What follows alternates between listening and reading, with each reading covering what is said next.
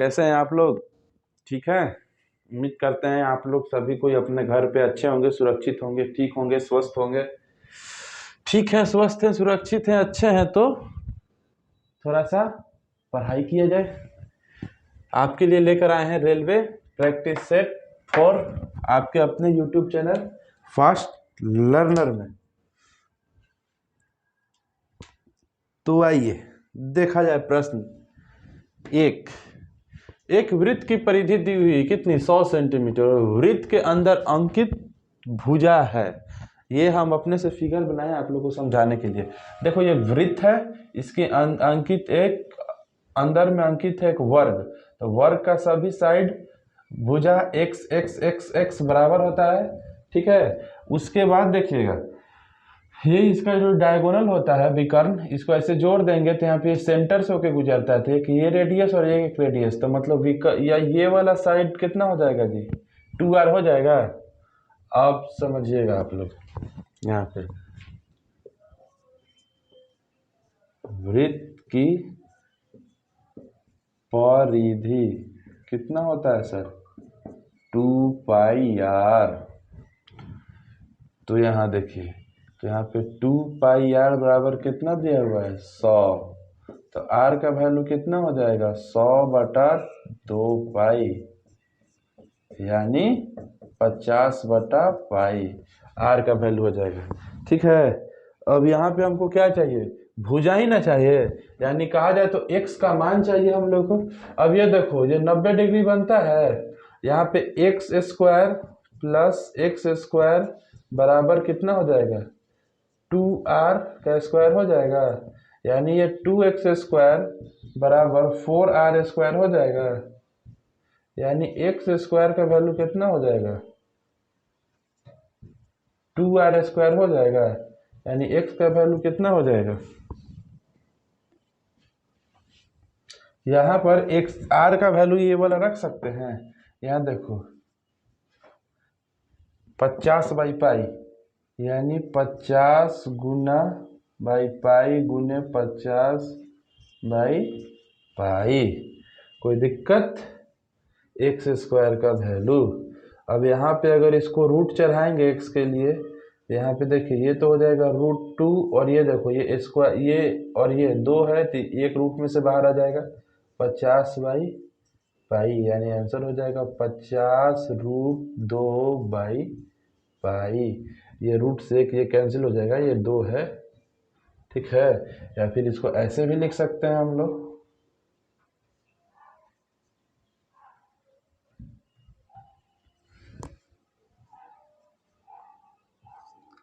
Square, तो यहाँ से स्क्वायर से स्क्वायर कैंसिल हो जाएगा, √2 बच जाएगा। उतारिए प्रश्न 1,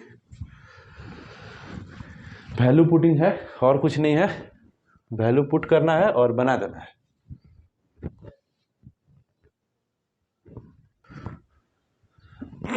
आइए दोस्तों प्रश्न 2 देखते हैं। किसी धन का साधारण ब्याज तथा चक्रवृद्धि ब्याज 5% दर से वार्षिक 2 सालों का अंतर 16 रुपए है तथा मूलधन, तब मूलधन क्या होगा। ठीक है, देखिए समझिए बात, फॉर्मूला को यूज करने वाले नहीं है, अपना कॉन्सेप्ट को डेवलप करिएगा तो आपका प्रश्न बिना फॉर्मूला यूज किए हुए बन जाएगा। समझिएगा क्या होता है, मान के चलिए मूलधन को हम लोग मान लिए कितना, y, और 1 वर्ष का साधारण ब्याज x। ठीक है, 1 वर्ष में साधारण ब्याज हम लोग को कितना मिलता है, x। ठीक है, और मूलधन कितना था, y। अब समझिएगा, सिंपल इंटरेस्ट साधारण ब्याज और कंपाउंड इंटरेस्ट चक्रवृद्धि ब्याज। पहला साल में हम लोग को कितना मिलेगा, पहला ईयर में 1 वर्ष में साधारण ब्याज कितना मिल रहा है, x। दूसरा वर्ष में, पहला वर्ष में सिंपल इंटरेस्ट और कंपाउंड इंटरेस्ट, साधारण ब्याज और चक्रवृद्धि ब्याज दोनों बराबर होता है, तो यहाँ भी हम लोग को ब्याज मिलेगा x। ठीक है, दूसरे वर्ष में हम लोग को जितना पहले वर्ष में मिलता है उतना ही मिलता है। यहाँ पे x मिलेगा क्योंकि ये साधारण ब्याज है, सिर्फ मूलधन पे ब्याज मिलता है, ठीक है। लेकिन इसमें क्या होगा समझिएगा, दूसरे वर्ष में मूलधन पे ब्याज हमको कितना मिलेगा, x प्लस ये जो मेरा पहला साल का ब्याज था x, इस पर भी हमको कितना दर है, यहाँ पे हमारा दर है 5%, तो 5% के हिसाब से यहाँ भी मिलेगा हम लोग को ये 5% इसका, ये जो पहला वर्ष का हमारा ब्याज था चक्रवृद्धि ब्याज में, दूसरे वर्ष में उस पे भी उसी दर से, जो मूलधन पे जिस दर से ब्याज मिल रहा है, तो ये कितना हो जा रहा है दोस्त, 16। कैसे, देखो पहले वर्ष में इसको भी उतना ही मिला, दूसरे में इसको उतना ही मिलेगा मूलधन पे, लेकिन ये अधिक मिल रहा है, यहाँ पे दिए हुए है ना, 2 साल का अंतर कितना है, 16, तो यही ना अधिक दूसरे साल में मिल रहा है, जो मूल पहले साल के ब्याज पर ब्याज मिलेगा। तो ये 5 x का वैल्यू हम लोग निकाल सकते हैं, 5 पर x के 5% का वैल्यू कितना हो गया, तो देखिए तो इसको ऐसे निकालिए, 5/100 गुने x बराबर कितना है जी, 16। x का वैल्यू कितना हो गया, 320। कोई दिक्कत, अब आ जाइए, अब हमको क्या पता चल गया ब्याज, अब यहाँ देखिए हम लोग क्या लिख सकते हैं, 320 पहले साल पर यहाँ भी मिला, दूसरे साल में 320, यहाँ पहले साल में कितना मिला 320, और यहाँ कितना मिला इसके जगह 320। अब हम लोग को ब्याज पता चल गया, अब फिर ये नहीं कि फार्मूला लगा देंगे और समय बर्बाद करेंगे। अब समझो भाई, मूलधन क्या माने हैं y, 5% कितना मिल रहा है यहाँ पे, इसी पे समझ लो 5% मिलेगा पहला साल में y का, तो y का 5% कितना हो जाएगा, यहाँ देखो 5%/100, दर तो 5 है ना, कितना मूलधन है y बराबर कितना आ रहा है जी, एक इतना ही इंटरेस्ट मिलेगा 5% किसका, y का जो मूलधन है 320।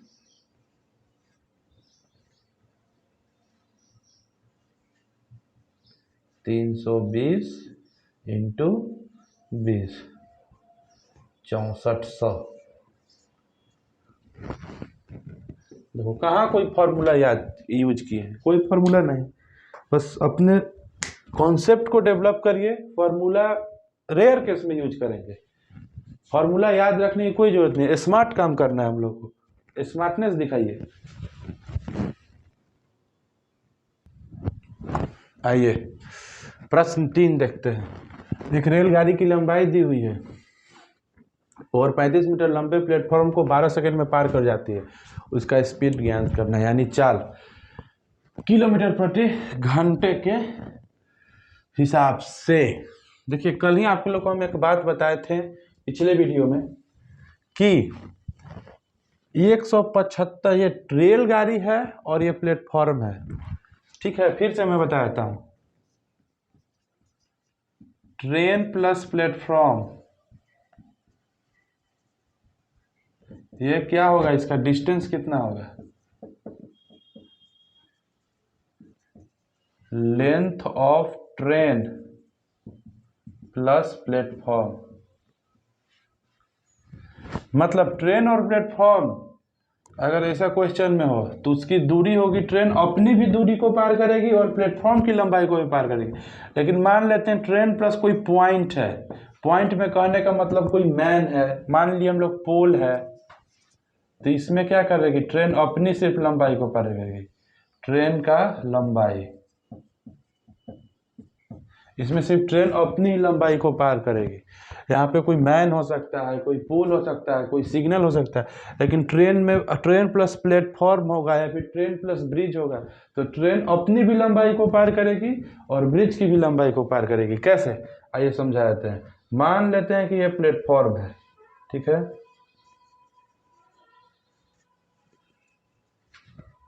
इसकी लंबाई कितनी दूरी है सर, इसकी लंबाई दी हुई है 35 मीटर, और यहाँ पे एक रेलगाड़ी आ रही है,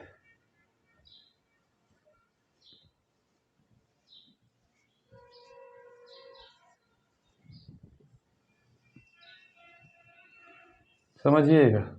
रेलगाड़ी की लंबाई कितनी है सर, रेलगाड़ी की लंबाई है 175 मीटर, ठीक है।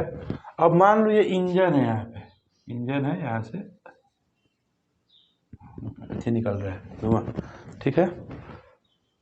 अब देखो जब ये यहाँ पे प्लेटफॉर्म पे आएगा तो यहाँ से इसका मान लेते हैं, यहाँ से हम लोग इसका काउंटिंग चालू करेंगे तो ये इसका इंजन यहाँ से तो पहले 35 मीटर इसको क्रॉस करेगा प्लेटफॉर्म को, और उसके बाद इसका इंजन यहाँ से फिर जब यहाँ पहुँचेगा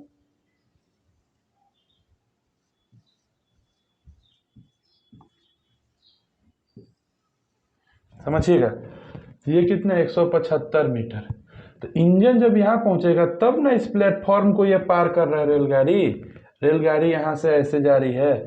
तब देखो रेलगाड़ी प्लेटफॉर्म को कब पार की, जब ये इंजन पहले ये 35 मीटर पार किया और तब 175 मीटर। यहाँ पे पूरा टोटल दूरी कितना हो गया 175 प्लस 35, यानी कितना हो जाएगा ये 210 मीटर। कोई दिक्कत? 210 मीटर। तो ट्रेन का स्पीड निकालना है ना, देखो ट्रेन कितना दूरी तय किया 210 मीटर, तो देखो यहाँ पे लिखेंगे 210 दूरी बटा समय कितना है 12, ठीक है। ये कितना हो जाएगा, ये आपको हो जाएगा 6, ये हो जाएगा 105, ये हो जाएगा 3, ये 2 हो जाएगा, और ये कितना हो जाएगा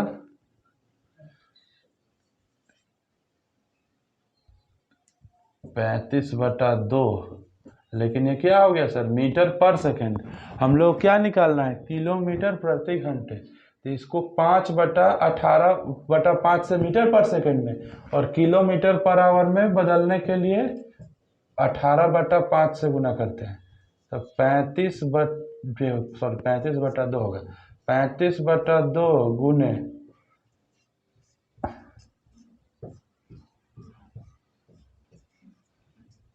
63 किलोमीटर पर आवर।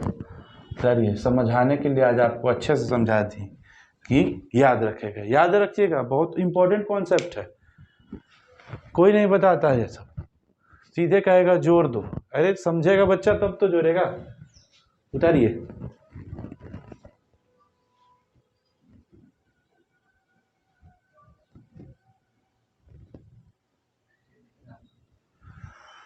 देखिए प्रश्न 4, यदि पिता और पुत्र की आयु का योगफल 40 है और अंतर 20 वर्ष है तो पिता की आयु क्या होगी। देखो ये है पिता, ये है पुत्र, ठीक है। मान लो कि पुत्र का x मान लिए, पिता का कितना हो जाएगा 40 माइनस x। कोई दिक्कत? क्योंकि दोनों को जोड़ने पे पिता और पुत्र का आयु को जोड़ने पर योगफल कितना हो रहा है 40। जितना साल का पिता है उतने साल का पुत्र है, तो जोड़ने पे कितना हो रहा है 40। देखो 40 माइनस x और यहाँ पे पुत्र का x, कितना x कट जाएगा, 40 आ रहा है ना, योगफल कितना है 40, ठीक है। अब यहाँ पे समझिएगा सर, और अंतर कितना है, अंतर है 20, तो ज्यादा कौन होगा, ये 1 से 40 माइनस x, ज्यादा ये होगा, पिता ही ना बड़े होते हैं, पुत्र का भी थोड़े बड़ा होगा। तो 40 माइनस x में बड़ा में से छोटा घटेगा ना, कितना हो रहा है अंतर 20 बरस। तो ये देखिए 40 माइनस x बराबर कितना हो गया 20, इसको इधर कर दीजिए तो 40 माइनस 20 बराबर 2x। x बराबर कितना हो जाएगा जी 20/2, 10 वर्ष। ये पुत्र हो जाएंगे कितने 10 वर्ष के, पिता कितने वर्ष के हो जाएंगे 40 माइनस 10, यानी पिताजी हो जाएंगे इनके 30 वर्ष के। आंसर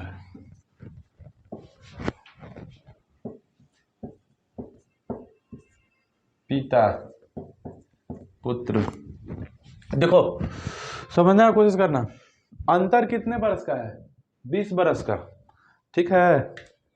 अंतर कितने बरस का है 20 बरस के, ठीक है।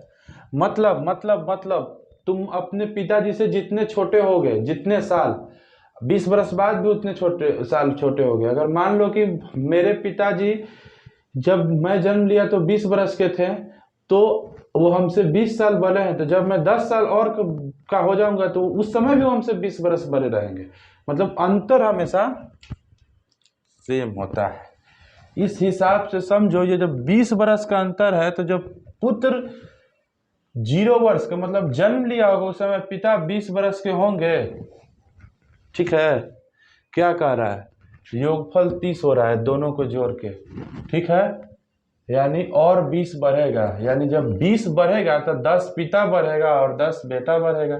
बेटा हो गया 10 बरस का और पिता हो गए 30 बरस के। 10 योगफल कितना होना चाहिए, 40। तो जब बेटा 5 बढ़ेगा, पिता 25 साल का होगा तो बेटा 5 बरस का होगा, बेटा 10 बरस का होगा तो पिताजी फिर भी 10 साल बढ़ जाएंगे, 30 बरस का होगा। उतार लीजिए जो आसान लगे।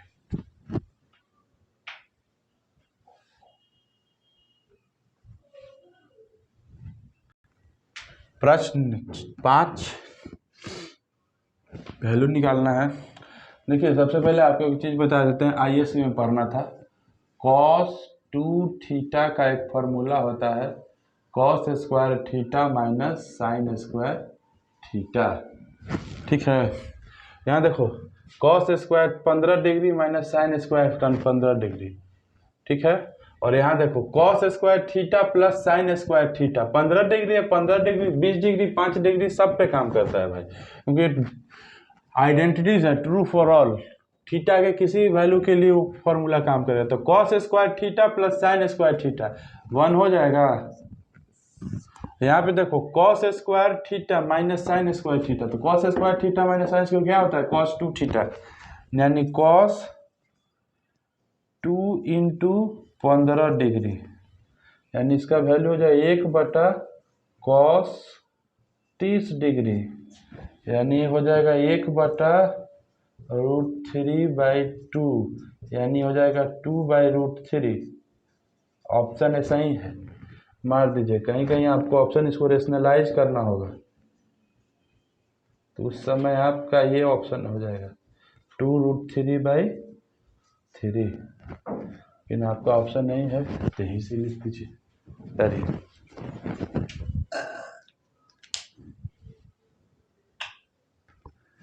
देखो दोस्त 6 नंबर प्रश्न, एक वृत्त में व्यास AOC में व्यास है AOC डायमीटर, इस पे त्रिभुज बना हुआ है ABC, ये एंगल दिया हुआ है कितना 30 डिग्री, एंगल BAC, तो ये एंगल निकालना है BCA। समझिएगा, कभी भी कोई भी वृत्त में अगर त्रिभुज बनता है जिसका एक साइड व्यास पर हो और उसके सामने वाला जो ये एंगल है कोण बनता है वो वृत्त के ऊपर हो, सर्किल के ऊपर हो, तो यहाँ देखो ये भाई 90 डिग्री होता है, ये थ्योरम है 9th-10th में पढ़ना था। तो जब ये देखो 30 है, ये 90 है, तो कितना हो 120, तो टोटल कितना होता है 180, तो ये 60 होगा ना।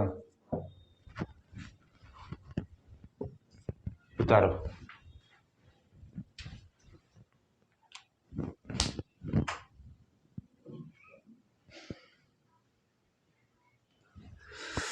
देखो दोस्त 7 नंबर प्रश्न देखा जाए, देखिए ध्यान से।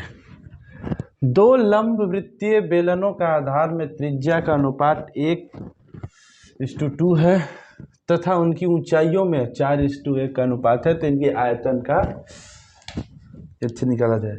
देखो बेलन का आयतन क्या होता है, बेलन 1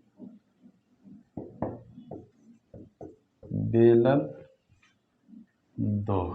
ठीक है, समझना दोस्त, 4πr²h, πr²h, ये भी हो जाएगा πr1, इसको कर दो r2 का स्क्वायर इंटू h2 का स्क्वायर। ठीक है, ध्यान देना है, पाई से पाई कट जाएगा दोस्त, मतलब हमको ये क्या रेशियो देगा, r1 का स्क्वायर बटा h का स्क्वायर बटा में r2 का स्क्वायर बटे में H2 का स्क्वायर, मतलब हमारा अनुपात इतना आ जाएगा, इसको ये यहाँ आ जाएगा। अब देखो तो आधा त्रिज्या कितना दिया हुआ है,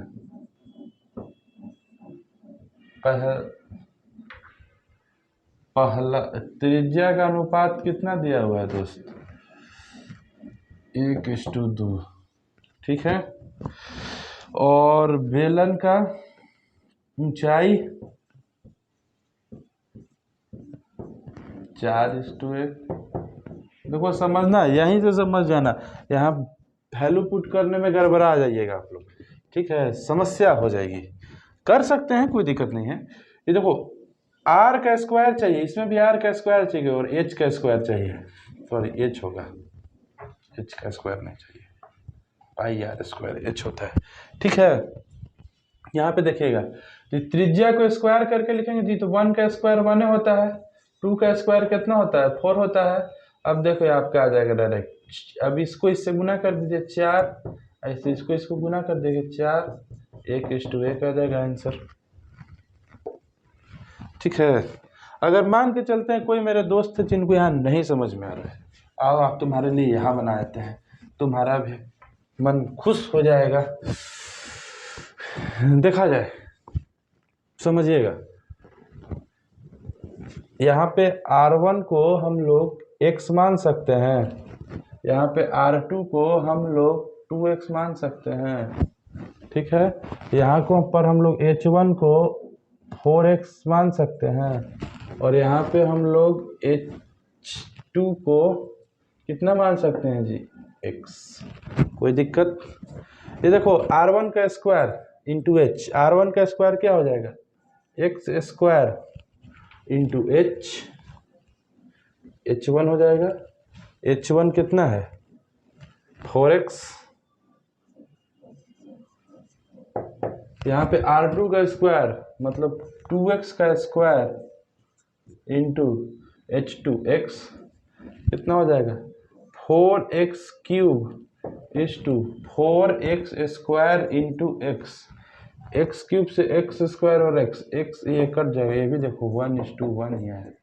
यहाँ पे थोड़ा सा अगर आप लोग मन में ये चीज याद रखते हैं कि πr² h होता है आयतन, तो याद रखिए कि ये पाई तो दोनों साइड कट जाएगा, r² और h ही आपको देगा, r² और h का आपको गुना करिएगा तो वही आपको उसका रेशियो देगा। तो देखो यहाँ पे इस दोनों का रेशियो थे, तो इसका स्क्वायर करना पड़ेगा ना पहले, तो 1 का स्क्वायर 1 और 2 का स्क्वायर 4, और इसका त्रिज्या को इससे गुना करना और इसको इसके रूट में, ये शॉर्ट में बनेगा। एग्जाम पॉइंट ऑफ व्यू से बहुत इंपॉर्टेंट है, वैसे आपको जो अच्छा लगे आप लिख लीजिए।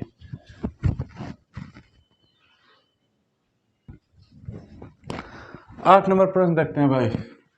ए का मान दिया हुआ है 5 + 2√6, ए प्लस अंदर रूट 1 माइनस का वैल्यू निकालना है। देखो स्क्वायर बैठाना सीखिए आप लोग, ठीक है। देखिए कैसे होता है, a + 5 + 2√6, यहाँ देखिए इसको ऐसे लिख सकते हैं, a 5 को 3 + 2 लिख सकते हैं, सब फायदा समझ में आएगा आपको। यहाँ देखिए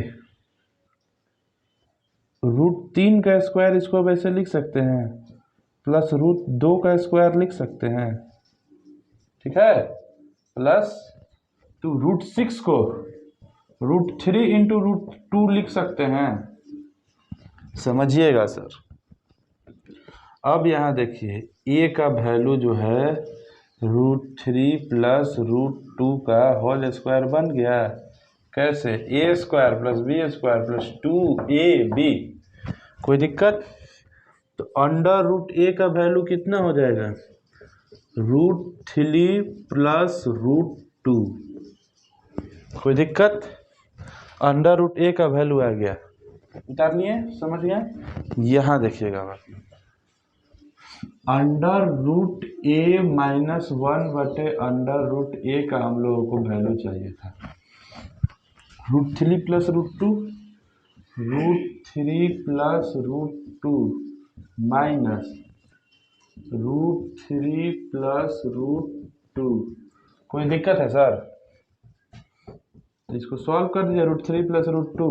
ये देखिए, इसको रेशनलाइज करिएगा तो ऊपर हो जाएगा √3 माइनस √2 और नीचे में 3 - 2 1। ये देखिए यहाँ से √3 प्लस √2 माइनस √3 प्लस √2 2√2। उतारिए।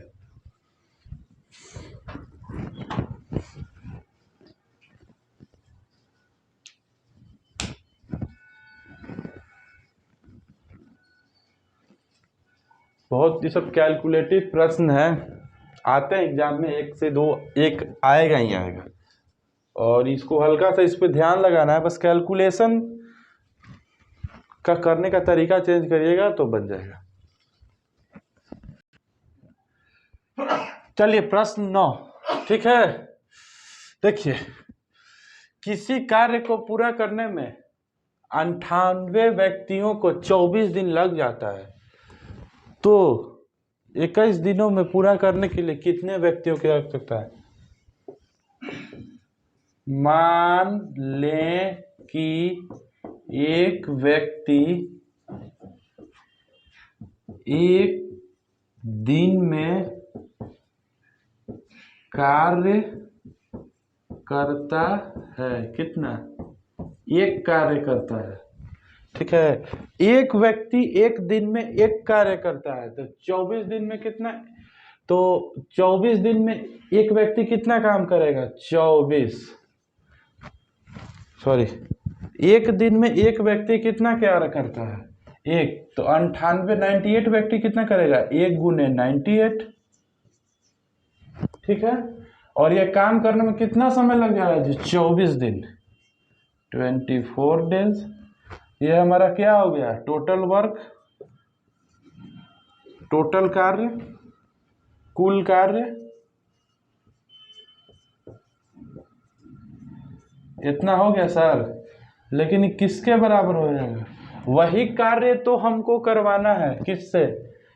कुछ व्यक्तियों से 21 दिन में।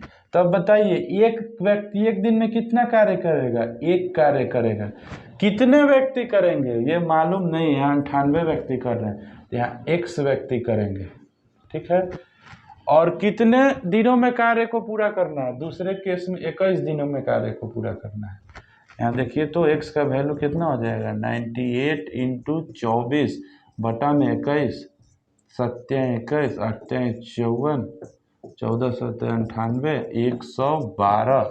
112 दिनों में 112 व्यक्ति अगर काम करेंगे तब जाके आपका 21 दिनों में कार्य पूरा करे होगा, जो कार्य 98 व्यक्ति 24 दिनों में कर रहे थे। उतारिए।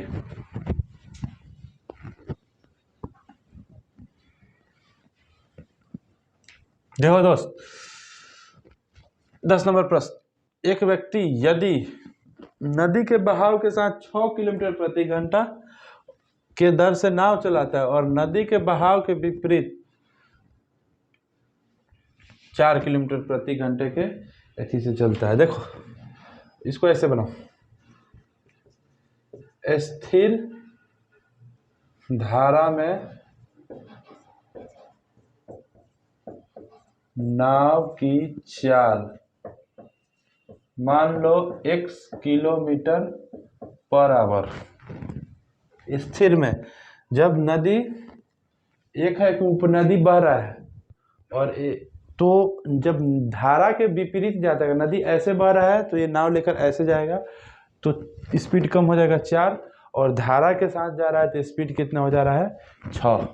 देखो, स्थिर धारा में, स्थिर जब पानी स्थिर है वहां पे x किलोमीटर प्रति घंटा, ठीक है। और कैसे कहते हैं? बहाव धारा,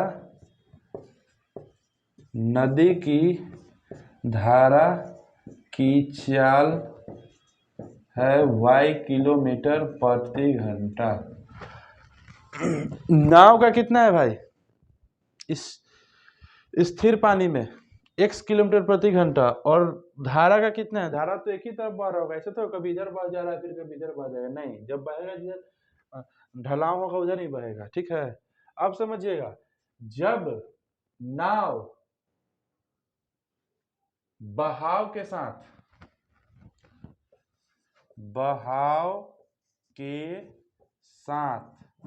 जब नाव चलेगा, जिस दिशा में बहाव है, तब हमको एक बात बताइएगा, जो नाव का चाल है ये और धारा के चाल दोनों जुट जाएगा, नाव भी इसी दिशा में जा रहा है और पानी भी उसी दिशा में जा रहा है, तो वो उसको तो और एक्सेलरेट करेगा, मतलब उसकी स्पीड को बढ़ाएगा, तो ये कितना हो जाएगा x प्लस वाई, नाव की भी चाल हो जाएगी x और ये दोनों जुट जाएगा, ये y कितना हो जाएगा दोस्त 6, और बहाव के विपरीत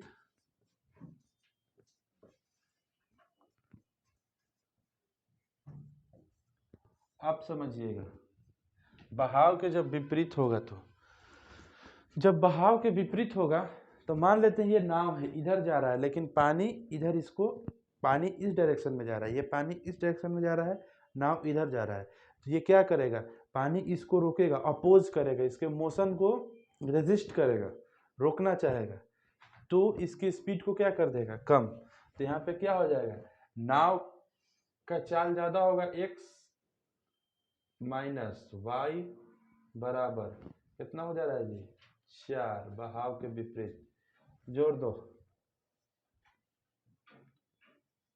2x बराबर कितना आ रहा है जी 10। क्या पूछ रहा है हमसे,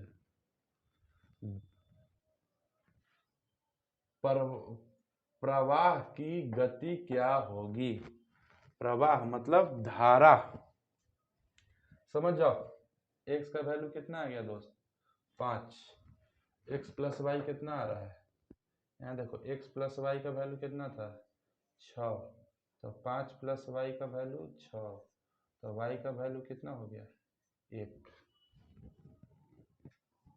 देखो यहाँ समझिएगा, जो एज वाला क्वेश्चन होता है या नॉर्मल क्वेश्चन होता है वो मुंह से बन जाएगा, ऐसे कितना है जी बहाव के साथ 4। अब हमको एक बात बताइएगा, समझिएगा, अपने दिमाग लगेगा, इसमें 2 बढ़ जा रहा है, इसमें 2 घट जा रहा है, मतलब स्थिर पानी में नाव कहीं ना कहीं 5 किलोमीटर पर आवर रहा होगा, तब ना बहाव का चाल 1 किलोमीटर प्रति घंटा रहा होगा, तो फिर इसमें देखो ये 5 होगा, तो यहाँ से एक यहाँ पे जुट जा रहा है, यहाँ पे एक घट जा रहा है, एक केस में बहाव बढ़ जा रहा है, एक केस में बहाव घट जाएगा, तो ऐसे प्रश्न बन जाते हैं, क्योंकि जो प्रश्न एग्जाम में पूछे जाते हैं ना, वो आपका कॉन्सेप्ट जांचा जाता है और कुछ नहीं।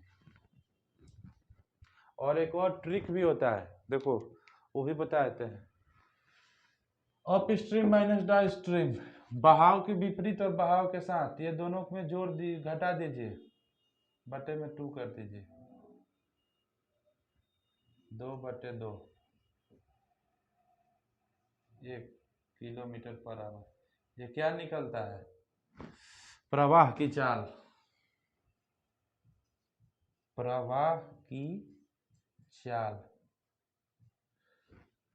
अप स्ट्रीम मतलब बहाव के साथ और बहाव के विपरीत, दोनों को जोड़ दीजिए, 2 से भागा दे दीजिए, जो अच्छा लगे कर लीजिए।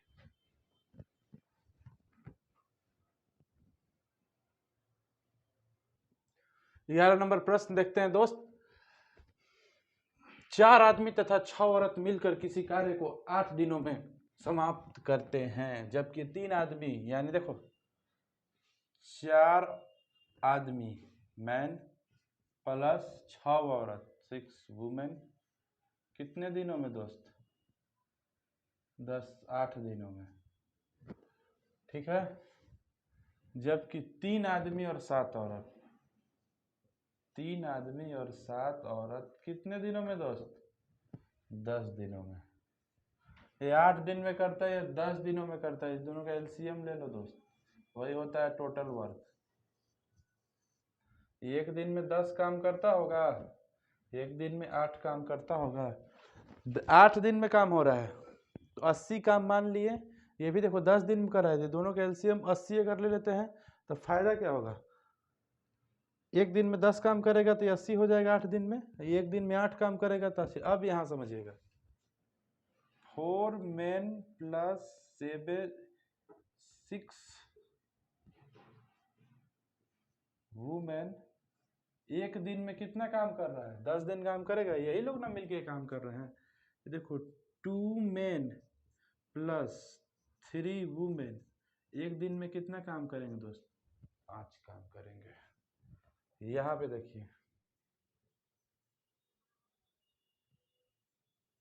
3 men प्लस 7 वुमेन मिलके एक दिन में कितना काम करेंगे, 3 आदमी 7 औरत मिलकर एक दिन में इतना काम कर रही है, ठीक है। और ये 2 आदमी 3 औरत मिलकर एक दिन में कितना काम कर रही है दोस्त, 5 काम कर रही है। यहाँ देखो तो इसको जोड़ सकते हैं किस तरह, ये एक इक्वेशन हो गया, ये 2 इक्वेशन हो गया, इसमें इसको घटा दो, कैसे, इसमें कर दो 2 से गुना, इसमें कर दो 3 से गुना, ठीक है, और घटा दो। कैसे घटेगा, देखो 2 माइनस 1 कर दो तो कितना हो जाएगा, 6m 6m प्लस 14 वुमेन बराबर 16। यहाँ क्या हो जाएगा, 6 men प्लस 9 वुमेन बराबर कितना हो जाएगा दोस्त, 15।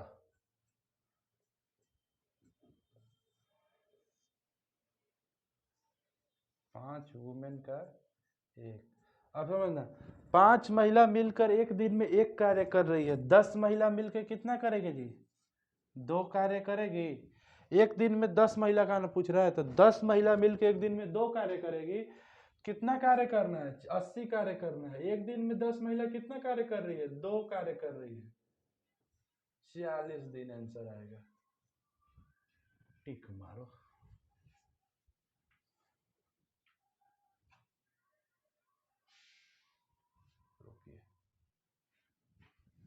देखो दोस्त, देखिए एक आयत की लंबाई 60% बढ़ा दी गई तो समान क्षेत्रफल बनाए रखने के लिए चौड़ाई कितनी प्रतिशत घटाई जानी चाहिए, ठीक है। मान लो कि लंबाई कितनी थी, 100 और चौड़ाई भी, वर्ग भी एक आयत ही है दोस्त, उसका सारा भुजा बराबर होता है। फर्क कितना ही है, 100 गुने 100 क्या कह रहा है, क्षेत्रफल समान रखना है। क्षेत्रफल कितना हो जाएगा दोस्त, 100 गुना 100 10,000 क्षेत्रफल हो जाएगा। कोई दिक्कत, कोई दिक्कत नहीं, 10,000 क्षेत्रफल हो जाएगा। तो अब दूसरे केस में क्या किया गया, क्षेत्रफल को सामान्य रखा गया, ठीक है। चौड़ाई को कम कर दी गई और लंबाई को 60% बढ़ा दिया गया। तो 60% लंबाई बढ़ेगा तो 160 हो जाएगा। 100 का 60% 60 होता है तो बढ़ जाएगा तो 160 ना होगा। और चौड़ाई x नहीं पता हम लोग, x का वैल्यू कितना हो जाएगा बताइए,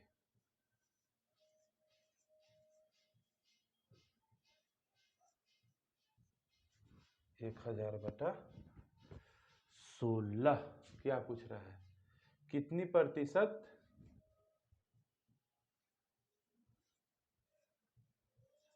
x का वैल्यू इतना हो जाएगा। अब क्या पूछ रहा है, कितनी प्रतिशत चौड़ाई घटाई जानी चाहिए, मतलब इसको प्रतिशत में निकालना है, ठीक है। देखो ये तो घट गया, लंबाई बढ़ा दी तो चौड़ाई घटाया जाएगा। तो लंबाई पहले कितने था भाई, 100,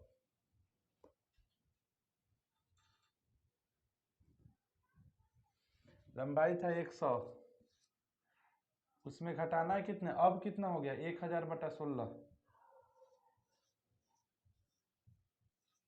कितना हो जाएगा 1600 माइनस 1000/16, यानी कितना घट गया 600/16, इतना घट गया। इसका क्या करना है, प्रतिशत निकालना है। कैसे निकलेगा, देखिए 600/16 और बटे में कितना में घट गया 100 से,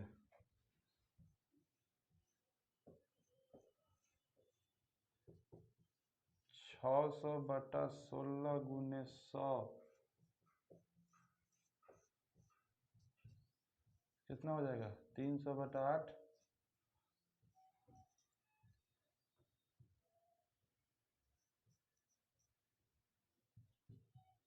(37.1/2%) उतारिए।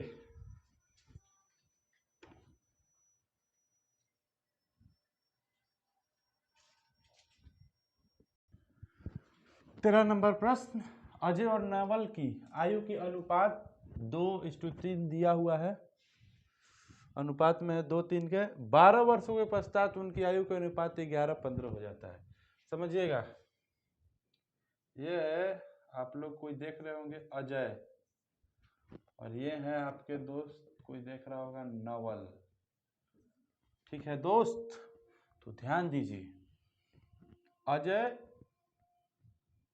इसको 2x मान लिए, ठीक है, इसको मान लिए कितना 3x, कोई दिक्कत। अब प्रश्न के अनुसार कितने बरस बाद, 12 बरस बाद 2x + 12, और इसमें कितना हो जाता है जी, बटे में 3x + 12, कितना हो जा रहा है जी 11:15, 11:15 गुना करेंगे 30x + 180 बराबर 33x + 132, तो 180 माइनस 132, इधर हो जाएगा कितना 33 माइनस 30x, यानी 3x बराबर 48, तो x का वैल्यू कितना हो जाएगा 16। किसका पूछ रहा है, नवल का। 3 × 16 48 है कहीं ऑप्शन, टिक मारो।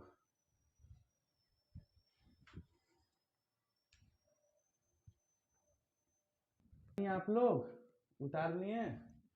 देखिए थोड़ा सा और स्टैंडर्ड वे में समझा जाए।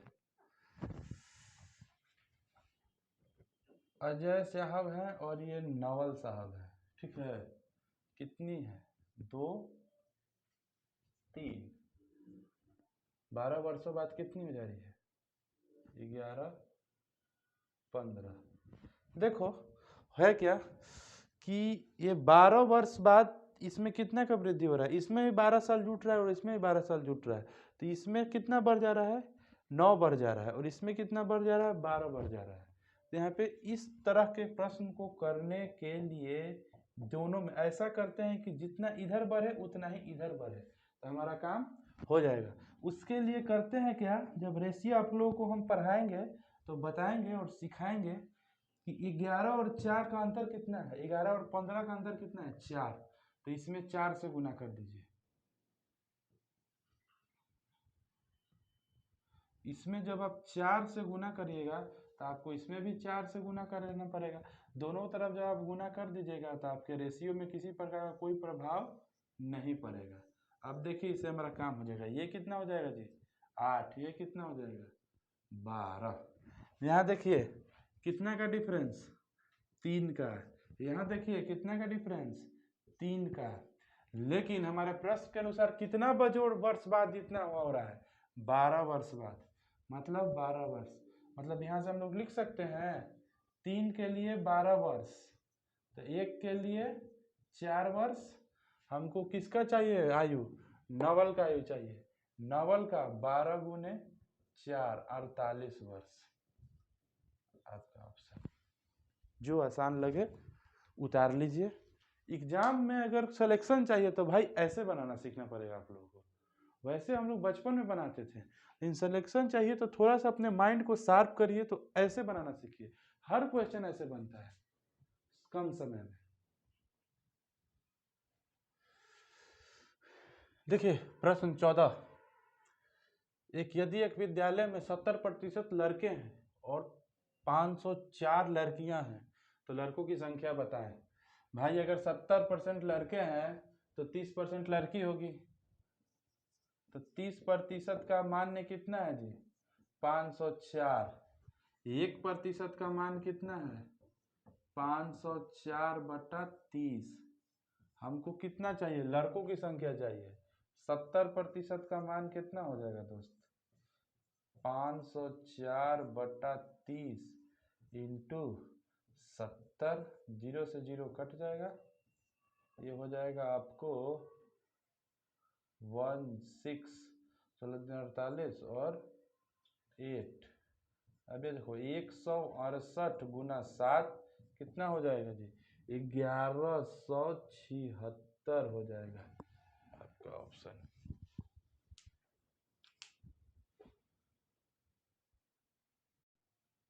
आइए 15 नंबर क्वेश्चन देखते हैं और आज का आखिरी क्वेश्चन देखते हैं। ठीक है, किसी संख्या का 200% 90 है तो 80% कितना होगा? बहुत आसान है भाई। 200% का वैल्यू कितना है? 90। ठीक है, तो 1% का वैल्यू कितना हो जाएगा दोस्त? 90/200। हमको कितना चाहिए? 80% का वैल्यू। 80% का वैल्यू कितना हो जाएगा? 90/200 गुने 80। 40 दूना 80, 40 पंचे 200, 18 पंचे 90, 36 होगा आपका आंसर। तब दोस्त आज के लिए इतना ही रहेंगे देंगे 15 क्वेश्चन का। बहुत जल्द हम ये रेलवे प्रैक्टिस सेट है, सीजीएल का भी प्रैक्टिस सेट लेके आने वाले हैं। ठीक है, वो इंग्लिश में होगा, ये हिंदी में चलेगा क्योंकि रेलवे वाले को हिंदी इंग्लिश की आवश्यकता होती नहीं है।